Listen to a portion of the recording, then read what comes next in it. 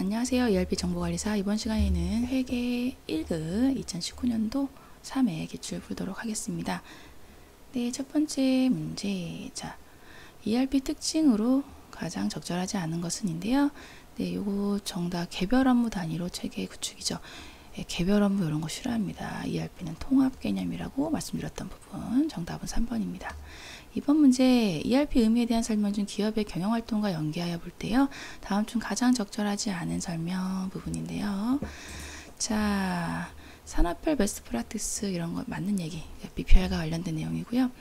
맞는 얘기고, 네, 통합 구축 맞는 얘기, 인적 불측정 효율적 관리 맞는 얘기고요. ERP 패키지화 되어 있어서 라는 부분까지는 괜찮았는데 신기술 도입하여 적용시키는 것은 어렵다라는 거는 적절하다고 보기는 힘듭니다.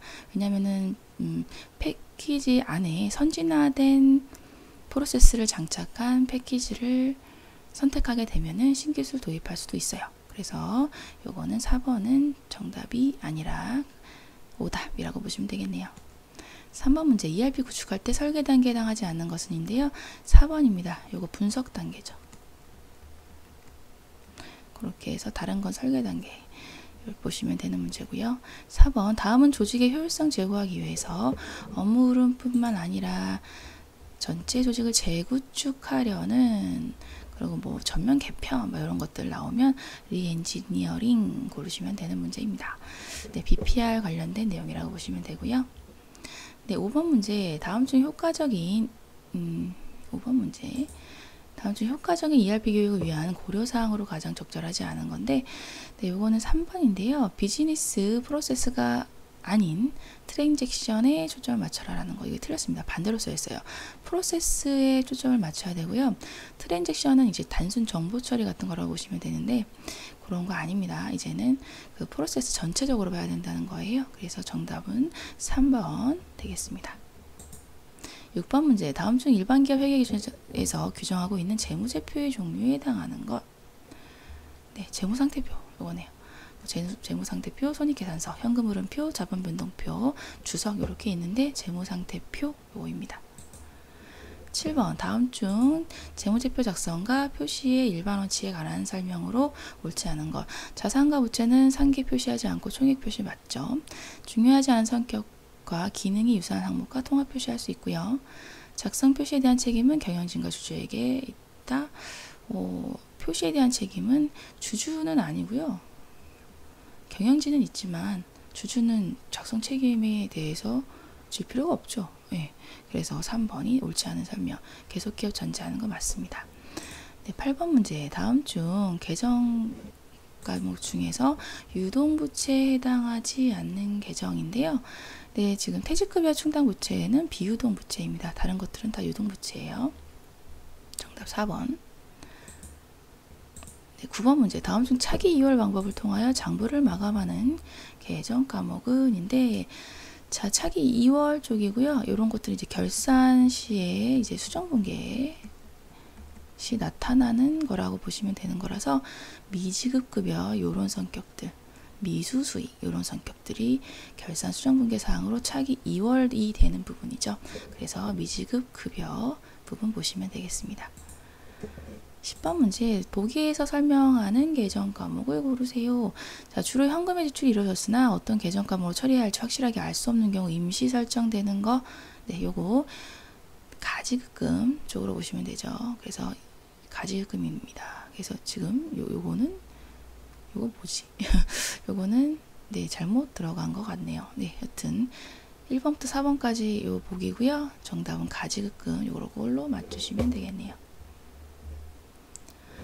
네, 11번 문제, 보기의 조건에 따라서 2018년도 12월 20날에 생산성에 수행해야 할 회계처리로 가정 오른 거. 12월 20날 바이오 식품 가공 업무라는 생산성은요, 원재료 쌀가루 안정적인 확보를 위해서 총 매입 대금 300만원 중에 일부인 200만원을요 2월 20일에 우선 지급했대요. 원재료는 1월에 들어올 거고요. 이랬을 때는 성급금, 먼저 준 계약금, 성급금 계정입니다. 현금 나갔으니까 현금 처리하시면 되고요. 정답 4번이네요. 12번 문제, 다음 중 선적지 인도 조건으로 재고자산을 취득할 경우에 취득원가에 포함해야 하는 금액의 해당하지 않는 거예요. 선적지 인도 조건으로 취득한 거기 때문에 선적되는 순간 내 매입 자산이 되는 거죠. 그래서 매입 금액과 그리고 매입 운임 다, 그리고 하용료 보험료도 다 매입자가 부담하는 부분이고, 할인 애누리는 그 취득 원가 포함이 아니라 차감되는 항목입니다. 그래서 정답은 3번이 틀렸어요. 13번. 대항은 증자를 위해서 보통주 주당 500원짜리 보통주 100주를요 1주당 700원에 발행했습니다. 주식 발행에 대한 회계 처리에 대한 설명 중 적절한 것은 인데요. 네, 보통주 100주를 700원에 발행했다라는 부분이니까, 네, 자본금 늘어났죠.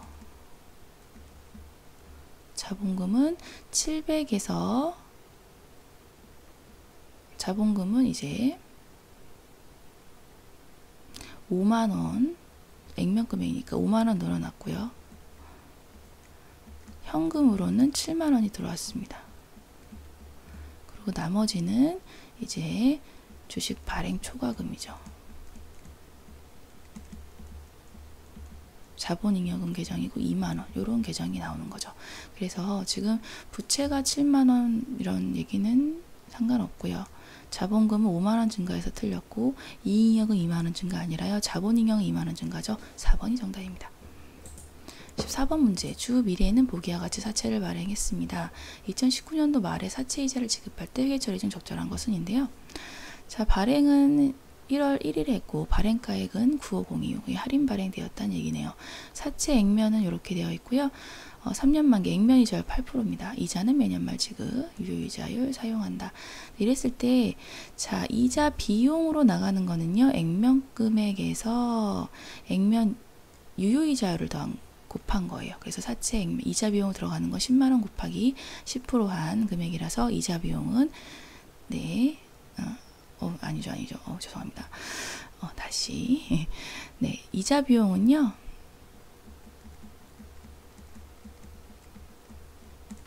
유효이자율법에 의한 거고요. 발행가액, 사채 장부가액 곱하기 10%예요. 그래서 9503, 요게 이자 비용이 되는 거 부분이고, 현금으로 나가는 거는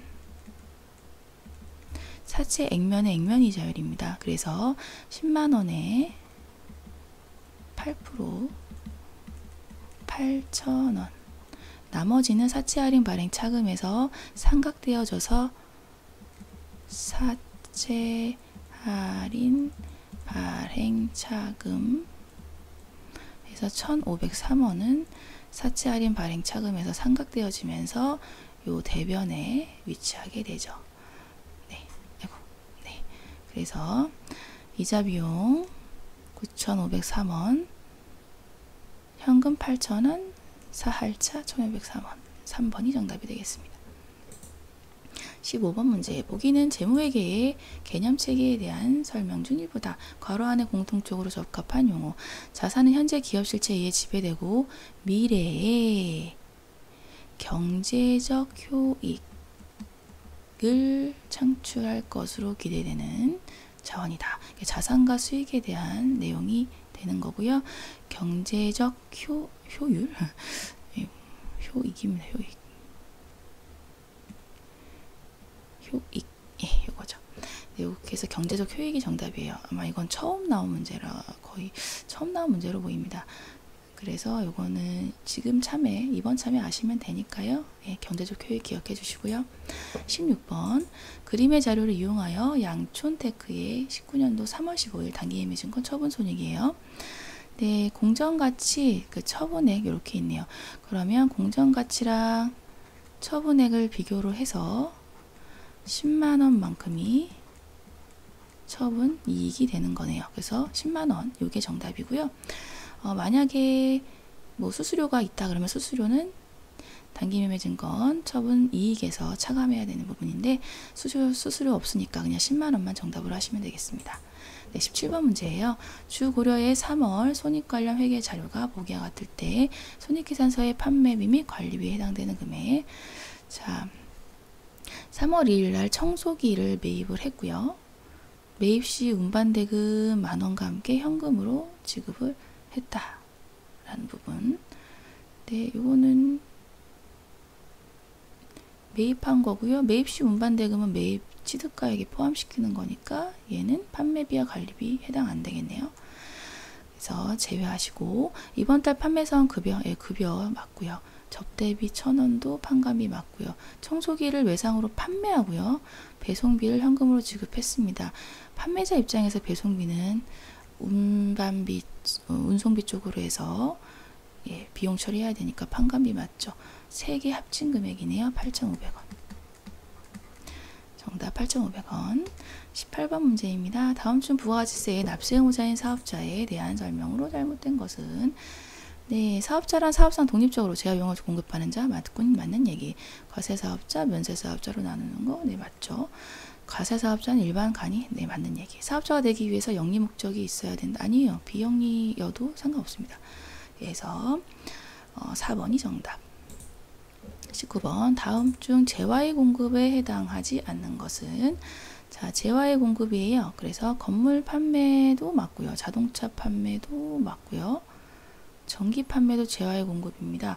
그리고 어음은요, 유가증권 부분이기 때문에 이거는 그 재화의 공급, 부가세 쪽에 재화의 공급에 해당되는 과세되는 부분이 아니에요. 그래서 3번은 제외해 주시면 됩니다. 그래서 3번 정답. 20번 다음 중 세금계산서 교부 의무가 없는 경우로서 가장 부적합한 것은인데요. 자, 간주임대료에 해당하는 부동산 임대용역, 요거 간주임대료 계산해야 되지만 세금계산서는 교부할 필요가 없어요. 맞는 얘기. 자기 생산 재화를 면세사업에 전용하는 경우도 세금계산서 할 필요 없습니다. 면세사업자 공급하는 재화는 요거는 계산서 교부이기 때문에 세금계산서 교부는 없고요. 영세율 적용받는 재화는 영세율 세금계산서 발급해야 됩니다. 4번이 정답. 21번 다음은 법인세 납세 의무자에 대한 설명이다. 가장 거리가 먼 것은인데요. 비영리 내국법인은 비영리 기관이므로 모든 소득에 대해서 법인세 납부가 없다. 아닙니다. 수익사업에 대한 거는 수익사업에 대한 부분에 대해서는 납세 의무가 있어요. 그래서 1번이 틀렸습니다. 다른 거 맞는 설명이니까 보시면 되고요. 22번 문제. 법인세 과세표준 및 세액신고서의 필수적 첨부사항이 아닌 것은인데요. 자, 이 부분은 해당하는 것은 손익계산서 하나밖에 없네요. 법인세 신고를 했을 경우에 세무조정 이런 것들이 들어가기 때문에 결산서 관련된 내용들이 있어야 돼요. 그래서 손익계산서라든가 재무상태표, 이익이여금 처분계산서 이런 것들, 현금흐름표 이런 것들은 다 해당이 된다라고 보시면 되겠습니다. 정답은 3번. 23번입니다. 다음 중 법인세법상 송금으로 인정받는 비용이 아닌 것은인데요. 네, 이 부분은 직장 연회비, 일용직 인건비, 그리고 주식평가, 파산한 경우에 주식평가 차손이 해당돼요. 그리고 3번 건설이자의 배당금은 송금 불산임입니다. 그래서 해당되지 않아요. 정답은 3번. 네, 24번 보기는 부동산 임대업을 영위하는 주본부 시의 1기 예정신고기간의 거래 내역입니다. 주본부 시의 2018년도 1기의 예정신고기간의 부가가치세 과세표준이에요. 자, 임대기간 1월 17일부터 7월 31일까지 해당이 되는 부분이고, 네, 그리고 임대 총액은 3,500만 원이에요. 그랬을 경우 1기 예정신고 기간이죠. 자, 1기 예정신고 기간은 1월 1일부터 3월 31일까지 해당되는 기간이 됩니다. 네, 그리고 임대 계약 기간 같은 경우는 달이 1월 미만이면은 1월로 해요. 그래서 총 3월분에 대한